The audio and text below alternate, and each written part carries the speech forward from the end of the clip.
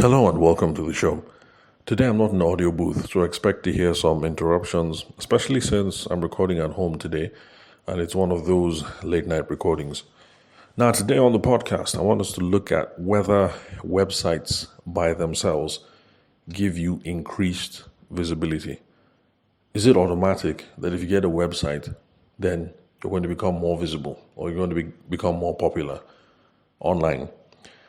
And I also want us to look at how to decide to reach out, when to decide to reach out to someone as a prospect if you're a service provider.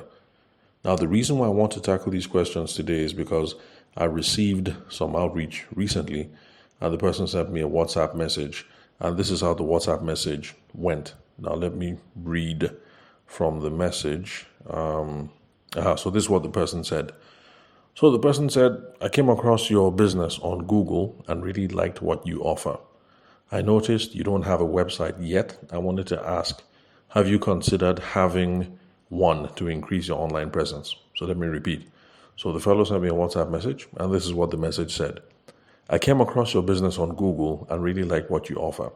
I noticed you don't have a website yet. I wanted to ask, have you considered have you considered having one to increase your online presence? Now, my response was just no, because, typically I engage people, as per, me, I'm in sales now. And, I like to encourage people, whether the outreach is cool or not. But, and the thing is, I'm tired of engaging people. So I just responded no and left it at that. And I'm going to talk about my reasons why I said no. More of the reasons why I said no in the future episode. And largely it's because, my podcasting, my content marketing strategy seems to be doing okay. Putting up episodes of the podcast, sharing them on YouTube, and then also writing content pieces once in a while on LinkedIn, it seems to be doing okay. So that's the main thing, pretty much. The main reason why I said no. And that's the main reason why I'm not considering a website now. And you guys are not going to find any website of me in the near future. Anyway, now let's get back on topic. Now, the main benefit that this guy seems to be selling is this. The main benefit he seems to be selling is that the purpose of a website is that a website leads to increased visibility. Now, I want us to look at that question today. Is it true that the unique value proposition of a website is that if you get a website, you're going to become much more visible? Now, for those of you who are listening to the show for the first time, the UVP or the USP, that's the unique value proposition or the unique selling proposition, is just the reason why people do business with you or the reason why people buy your product or your service. So, if you're one of these people who sells a service and what you're selling is websites, should you be leading with the fact that people should get websites so that they can become much more visible? Now, websites can only give you visibility if you pay attention to SEO. Now, let me repeat this. Websites can only make you more visible if you pay attention to SEO. In other words, if you have a website and you're not paying attention to SEO, you are not going to be visible shishi, as in nobody will see you. You won't achieve gain if you don't pay attention to SEO. So SEO just means things that you do to make it easy for Google to recommend you to people who are searching on the internet. Or SEO just means things that you do that makes it easier for people to find you on the internet. Now let me repeat. Every single time you hear SEO, this is what it means. Now the reason why I'm stressing this definition is because if you remember, when I was talking to the Abuja businesswoman late last year on digital marketing at Avon Hub in Abuja, everyone in the room didn't know what SEO was. And for me, I was shocked. But thinking back now, I shouldn't have been shocked, because this is what I do for a living. I do sales for a living. SEO, technically speaking, is not sales per se. But the thing is, it's kind of my environment. So someone like me should know what SEO is, but I shouldn't assume that everybody knows what SEO is. SEO just means search engine optimization. But even that word, the grammar sounds big. but this is breaking it down. This is what it means.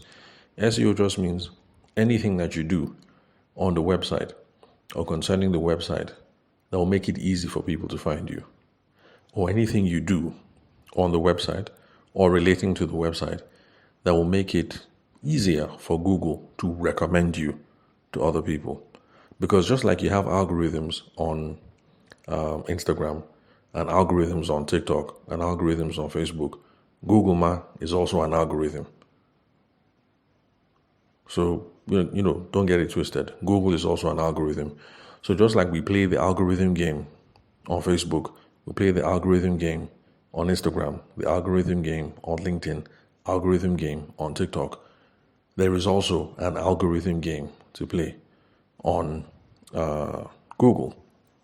So if you want to be visible, you have to play that SEO game. Now, what are the ways that people achieve SEO? You can do it in, excuse me. There are lots of ways that you can look at it, but for me, I like to break it down just to this simple way. There's technical SEO, and then there's on-page SEO. Now, technical is all that fancy stuff that you do, the metadata. Metadata just means, how will I put it now? Okay, well, just means information. So the website definitely will have information, like the text you put up, your prices, your location, blah, blah, blah. Now, metadata is the data that is behind all that text, the structured data that helps the Google algorithm, Google bots, because Google is just made up of, tiny bots that are just scraping the internet, trying to understand what this website is and things like that. So when you hook up your sitemap, your metadata, and all that technical stuff, stuff that everyday ordinary people like you and I don't bother ourselves with, all that is technical data. Technical data is just all the stuff that the website designer puts there so that when the Google bot gets to the site, because remember that an algorithm is not a human being and a bot is not a human being. So for human beings like you and I, when we step on a website, we know straight up what this website is about. Just, based on the graphics, based on the text that is there. But bots can't read. Algorithms can't read. Algorithms don't understand. They don't know what's up. So the metadata is the thing that makes it easier for the bots to understand that, okay, this picture on the website, this picture is a picture of a man eating fried chicken, something like that. So that if anybody's Googling best place to eat fried chicken near me, you now know that, okay, based on the pictures that I've been seeing on this website, maybe this website is a correct place to be eating fried chicken in Abuja. Let me show this person the information. So that's an oversimplified way, but basically that's just how all these things work. So, so that's the technical aspect. Then there's the on-page SEO. Now, on-page SEO is built around the content that you put up on the website. And basically it just means, people trying to write posts, trying to write articles around keywords or around phrases that customers or potential clients are going to search for. So those are also some of the things that the Google algorithm looks at to determine whether it's going to show your website or not. So if people are searching correct place to eat chicken in Abuja near me, and on your website you happen to write a lot about correct places in Abuja to eat fried chicken, then it's one of the reasons that Google might have to serve up your own website, because people are searching for correct amala joint near me, or correct chicken joint near me, or 5-star gardens in Abuja or something. And you happen to be writing about those sorts of things. So basically what I'm just trying to say is, if you get a website and you don't pay all these technical boys or technical girls to go and be doing metadata, sitemap, this architecture, blah, blah, blah, or if you yourself don't start writing content around some kind of things, some keywords and some phrases and things like that, your website is going to be useless. People will search, nobody will see you. Basically, what I'm trying to say is, if your website is static, as in, let's say you built the website January 1st, 1995, since then, 1995, you've not done anything on the website, no update, no nothing, no blog, no posts, No, nothing. That website is of no use. That website is not going to give you any kind of visibility. Nothing. Zero. So your website has to be continually updated. And your website also has to be a helpful resource before it's going to give you visibility.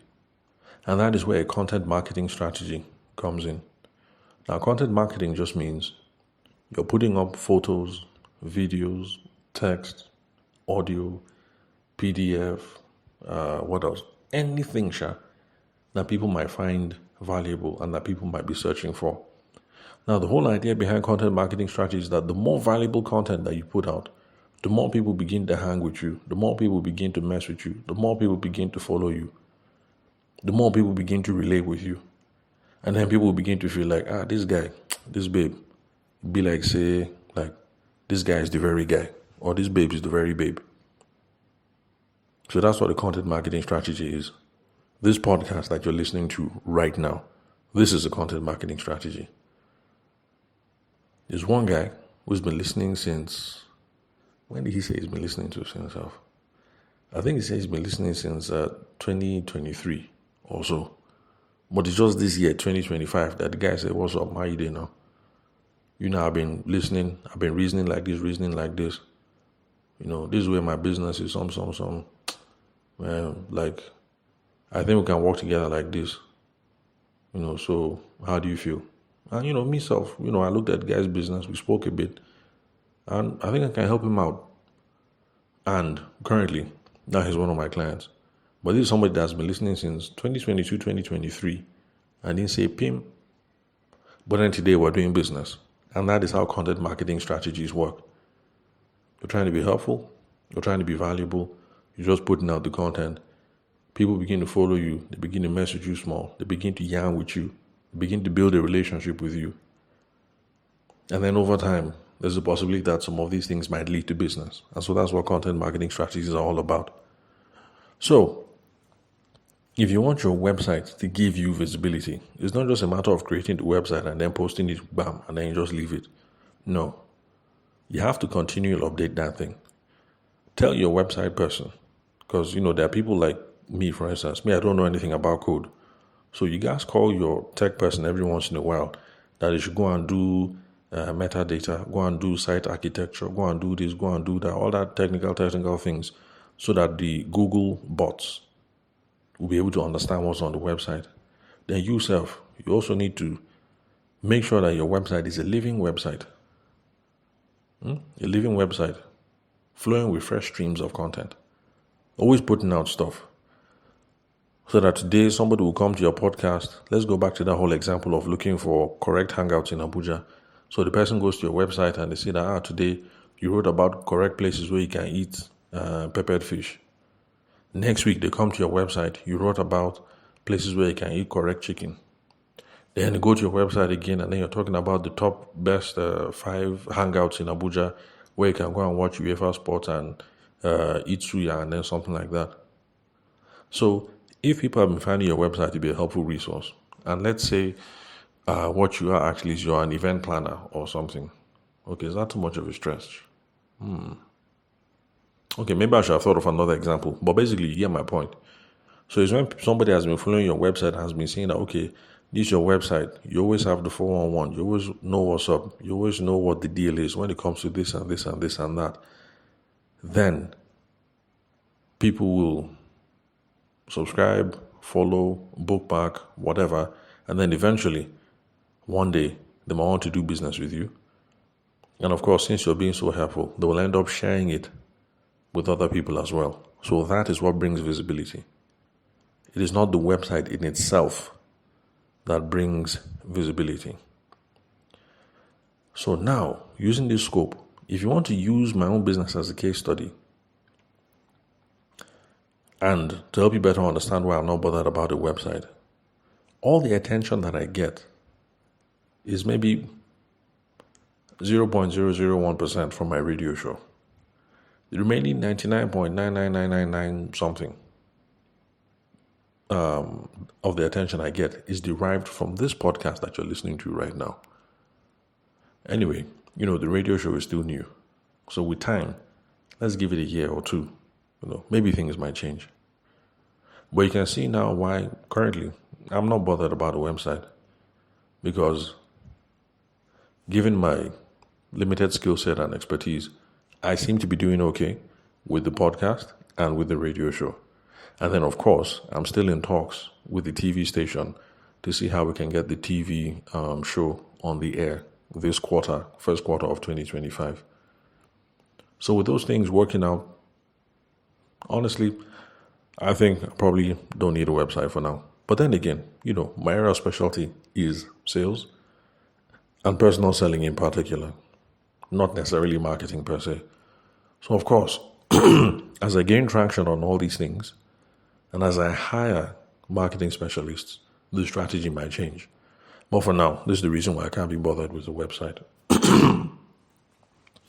Excuse me. So, by the way, later on, when I do get a website, I'm only going to use a website for lead generation, not for visibility. I'll still rely on the podcast and on the radio show and on the TV show to give me the visibility that I need. I'll use the website for lead generation. A lead is anybody who does something that shows he might be interested in your product or your service. Now, one of the ways that you can use your website for lead generation is to use it to capture the names and contact details of people who are willing to have a business conversation. So when I do have a website, I want my website to be simple, nothing fancy. The website will have a link to the podcast. What else? It'll have a link to the podcast. Then there'll be a tab or a link for speaking engagements and a link for consulting engagements. Simple. My website is going to be the most basic website you have ever seen in your life. It's only going to be 3 options, nothing fancy. So, tabishima.com or whatever it is that I make it. That's, of course, after my name becomes something, because, for now, still building, still growing. So you get to the website, and the thing is, if you're interested in the podcast, go here. If you want me to speak at your event, go here. If you want me to consult for your business, go here. I've already decided that that's going to be the simple architecture of my website. So when I do get a website, that's what mine is going to be for, lead generation. And by the way, for those of you who are thinking about websites for your business, I hope you can see some of the thought and some of the strategy that goes into whether you get a website or not and what kind of website that you get. Because there are some of you who fall for this lumber that a website will give you visibility. And then you go and pay for a website. And then 8 months later, 10 months later, 1 year later, you're wondering, I got a website. Why didn't the website give me visibility? This is why. It's because your website is static. Your website is dead. You've not done any technical updates. You're not doing content marketing strategy. Therefore, your website is equal to 0. So I'm not saying don't get a website. I'm just saying don't fall for this lumber that if you get a website, it will equal visibility. There's a whole bunch of stuff that you need to do in order for website to equal visibility. Summary, what I'm saying is, if you want visibility, a website alone is not going to solve your problems. Now, question number 2, how do you decide to reach out to someone as a prospect if you're a service provider? The reason why I'm looking at this question now is because the info that this guy found out about me is from my Google My Business profile. Unfortunately, that Google My Business profile, if any of you go and check me up on Google now, you will see that the information there is stale. You will see that I have not updated it in the last 5 years, maybe even 8 years off, to be honest. Because that was back when I was still pushing my photography and video business. So I used to regularly update it. But since I made a shift in what it is that I've been doing, I have not been updating it. So for the photography side of my business, I don't do retail clients anymore. So I don't do weddings anymore. If corporate organizations call me up, I will answer them because number 1, the profit margin is sweet. And then number 2, with the way that I run things, with my follow-up game and things like that, it is easier for me to get repeat business and referrals from corporate gigs, corporate clients. The same thing with video. I don't do retail clients anymore. If it's a corporate event, like for those of you who work with MTN, if people are doing end of year party for the Abuja office, you work in MTN, please, by all means, all out your boy. I like to hook you guys up. Especially if you need documentaries done. Because I won't lie, I'm enjoying documentaries right now. The profit margins are better. And then creatively, it's much more, what's that word? It's more satisfying. Let me put it that way. The stories you get to tell, the things you get to learn.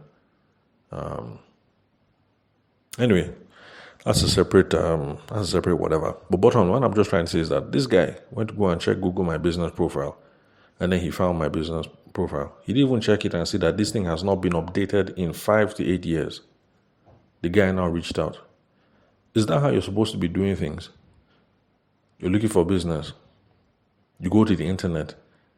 Anybody that you see on the internet, you just start chasing them down. No. If you've been listening to this podcast for any length of time, you know that you're supposed to do some small research and use some kind of common sense to try and separate the wheat from the chaff. To know that, okay, this guy is premium, let me chase it. This babe is premium, let me chase it. This one, maybe, I don't know, let me keep it just in case. Then this other one, just jump and pass, just free it, leave it. Nothing good can come from it. So, where was I? Okay, I've lost my train of thought. Anyway, so yeah, the reason for me scaling down my photo and video activities is because I'm paying more attention to my consulting and my speaking business right now. And summary, what I'm trying to say is that this guy should have looked at the Google My Business page, and he should have concluded that my business is dead and not worth reaching out to. So please, if you're looking for people online, you're trying to chase and get business from, if the last time the person updated, right now it's 2025, if the last time the person updated was 2020, the thing is, it might be a going business, it might not be, but in my own opinion, somebody who has not updated in 5 years, like why are you stressing yourself? Leave the person. Go and look for the person that's been updating regularly. And to be honest, that is how average, everyday, ordinary people think. I know this because my wife is not in business, at least not yet. We're going to get into business together eventually. When we start money management services in the future, after she passes all her qualification exams and she's a fully chartered financial analyst. But until then, I've noticed, because she likes to do stuff like now that we moved house, for instance, she was searching Instagram, for vendors.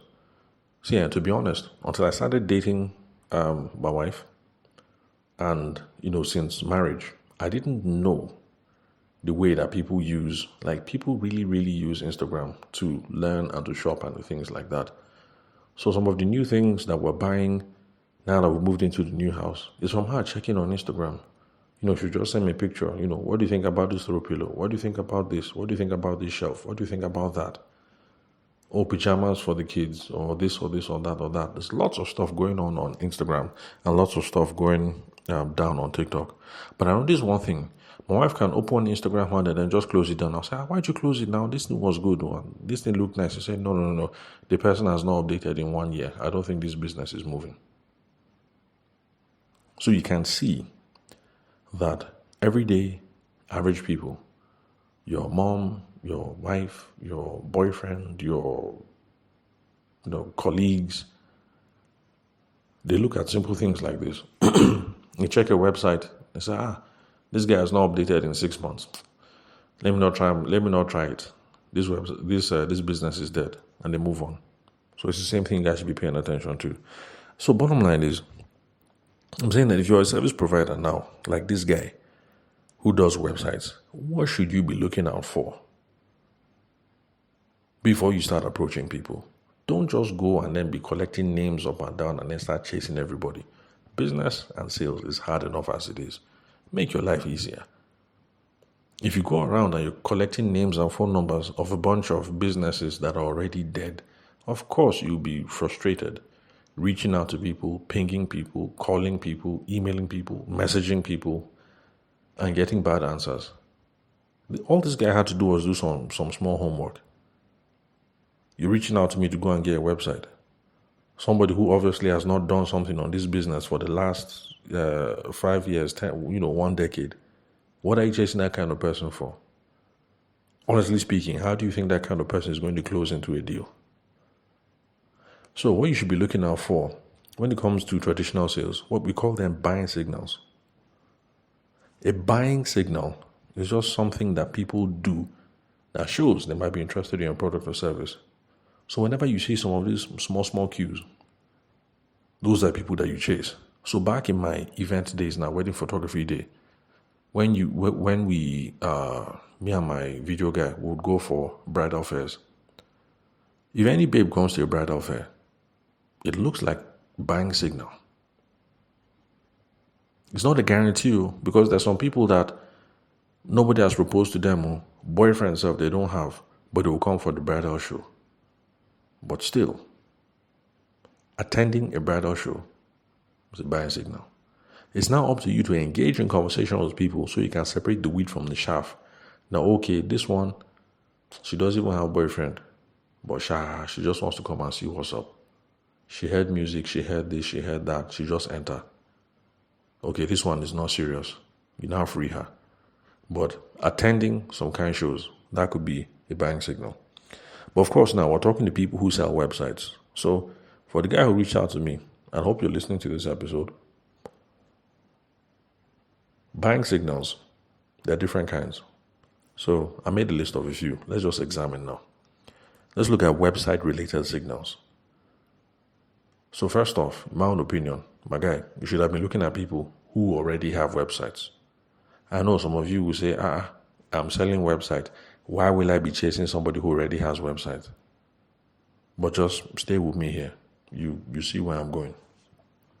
So you should be looking at people that already have websites. But look for people whose website is, the design is outdated. Once you open the website, you see that, this website was made in 2020. This website was made in the year 2000. So this website has not been changed in 25 years. But the business is still an ongoing business. That kind of person, reach out to that person. Case in point, like Linda Ikeji. I don't know if Linda Ikeji is hot right now, again. But I know that there was one time, like when her website first blew, I know that maybe like 3 or 4 years later, my sister-in-law was on the website. I checked him, like, So Linda Ikeji, like this babe, she didn't refresh the website, nothing was still the same. So there's some people who just roll like that. And then plus, the person might just be lazy, like me, and just never bother to update the website. But look for people who have outdated design. That might be a buying signal. People who have clunky website design, that might be a buying signal. Look for websites that lack mobile responsiveness. The idea behind mobile responsiveness is this. I don't know what the percentage is, but almost like 100% of people right now, they check out websites on their phone. So the idea behind mobile responsiveness is this. Your website, when you open it on desktop, the thing should appear correct. If you open it on the phone, the thing should appear correct. So if you check somebody's website on the desktop, the thing looks 100%. On the phone, the thing is now looking one kind. Elements are getting out of order. Those are the kind of people you can approach. Then, of course, there are some people who still have Flash on their websites.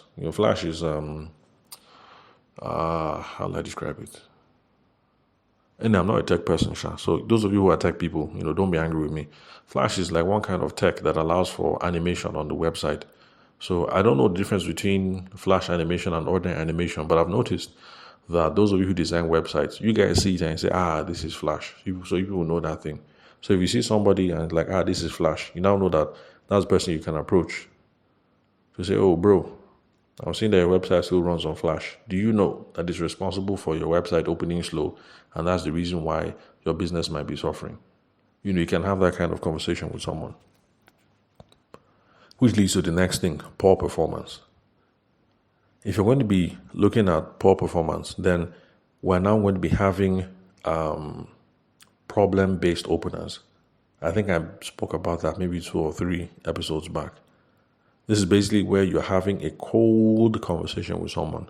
When I say cold conversation or cold prospecting, it just means the person doesn't know you. You don't know the person. There's no prior context, no prior personal context, no prior business context. You guys don't know yourselves at all.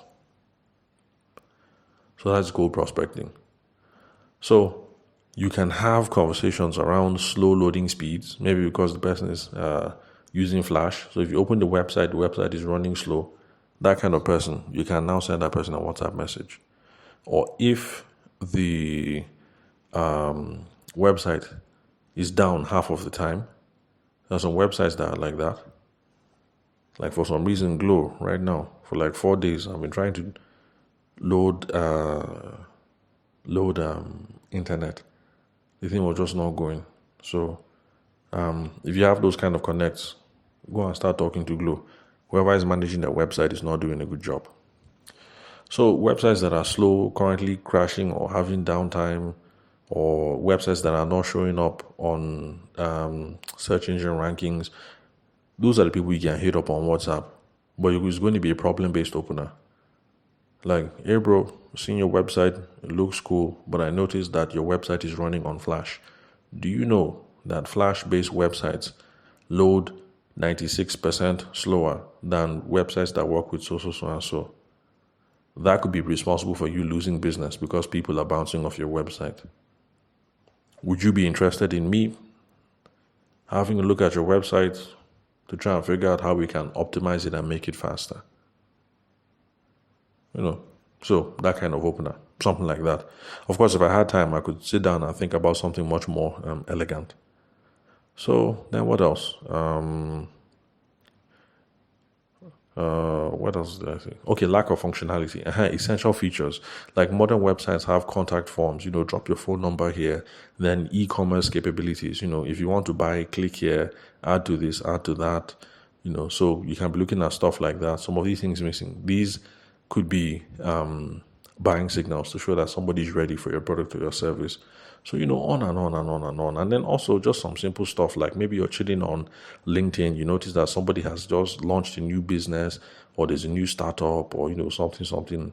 You see on your Instagram that somebody has launched a new social media account. You go and check, you see that there's no website. Those kind of people, you can now hit that person up. Oh, I noticed you started a new business, blah, blah, blah, blah, blah. And this is where this kind of visibility lamba will now work. I've noticed you've started a new business, blah, blah, blah, but you don't have corresponding website. Are you interested? Enhanced visibility, something, those kind of messages. So, now, not all of us listening today are in the website business, but just sit and think, for my own business, what are buying signals that when I see, I will now know that, okay, this person is ready for me. Let me begin to pursue the person. So just sit down with a pencil and a paper and then think, start freestyling. Just write stuff down. No answer is too stupid. Just write everything down that comes to your mind. By the time you sleep and you wake up, you now realize that, okay, this thing I wrote yesterday, okay, this thing don't make sense. And then, of course, you discuss with people, your business partner, your spouse, momsy, popsy, whoever. And then, of course, there's ChatGPT, there's Google Gemini, there are these AI tools. You can actually make it a prompt to look for buying signals for your business. And this will give you cues so that you now know that, okay, when I see somebody doing this and doing this and doing this, this is when I know that, okay, now let me start the conversation. Let me start to chase the person. So, summary. Don't just go and get business names from a website and assume that this person is a good candidate for your product or your service. Sit down and think, have I seen any buying signals? If you have seen buying signal, go ahead, pursue. But it doesn't mean that once you see buying signal and you pursue, that deal will close. But we should always be doing things to increase the odds in our favor. So that's all for tonight. Thank you very much for your time and attention. If you'd love to connect for a strategy session, a business audit, or you'd love for me to answer some questions, then connect with me on WhatsApp. The phone number is 080-6466-2140. The country code is +234 for those of you who are not Nigerian. Then also connect with me on LinkedIn. The name to look for is Tavishima Ayede. I also have stuff available on YouTube. That's for those of you who don't like listening to podcasts. So thanks for your time and attention. I'll catch you guys in the next episode.